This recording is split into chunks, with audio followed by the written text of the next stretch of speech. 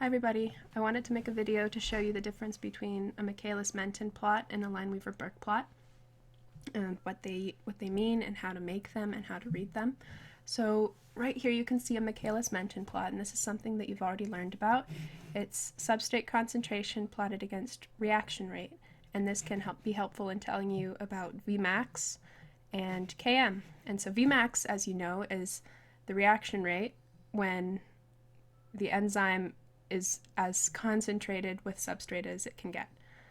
And half of Vmax, the substrate concentration at half of Vmax, it can tell you the affinity that that enzyme has for the substrate.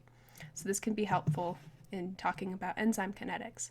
But if you wanted to find the actual number for Vmax or the actual value for Km, Michaelis-Menten plots can be a little bit more difficult to read. So what you can use is a Lineweaver-Burk plot, which looks like this.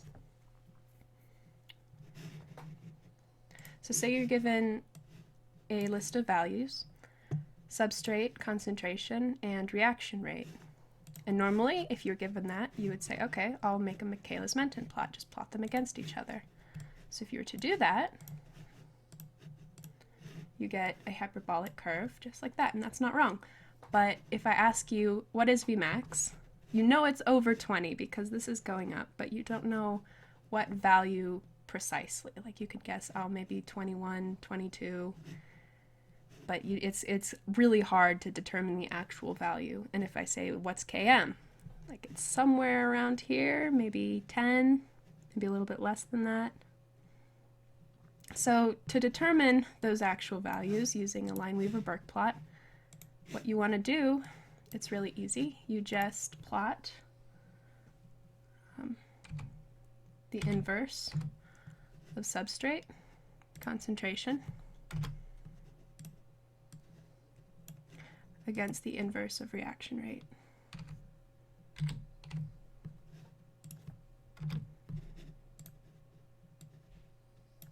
So these values.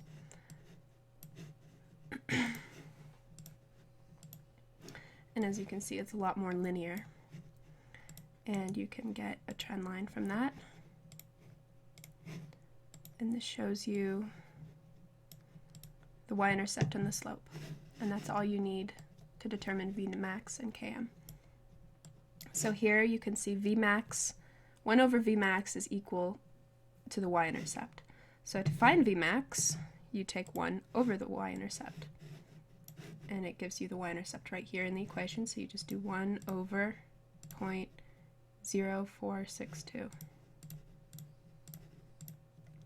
So Vmax in this case is 21.645.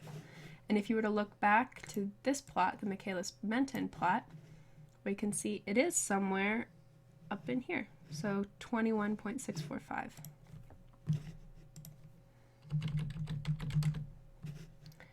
And then to find Km, the slope is equal to Km over Vmax. So we know the slope and we know Vmax. So we can do Km equals Vmax times slope. So I'm just going to multiply Vmax times 0.378. And that gives us 8.1818.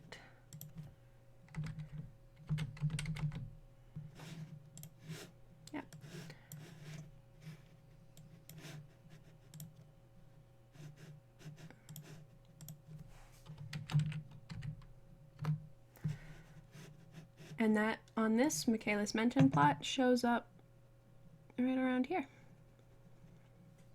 And that makes sense.